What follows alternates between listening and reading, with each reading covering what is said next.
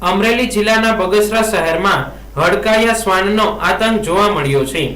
બગસરા શહેરના અલગ અલગ વિસ્તારોમાં શ્વાને 10 લોકોને બચકા ભરી ઈજાઓ પહોંચાડી હતી। બગસરાના કુંકાવાવ નાકા, જીનપરા સહિતના વિસ્તારોમાં એક જ હડકાયા શ્વાને લોકોને બચકા ભર્યા હતા, જેમાં આ શ્વાને 7 બાળકો, 1 મહિલા અને 2 પુરુષોને બચકા ભર્યા હતા। ઈજાગ્રસ્તોને બગસરા સિવિલ હોસ્પિટલે સારવાર આપવામાં આવી હતી।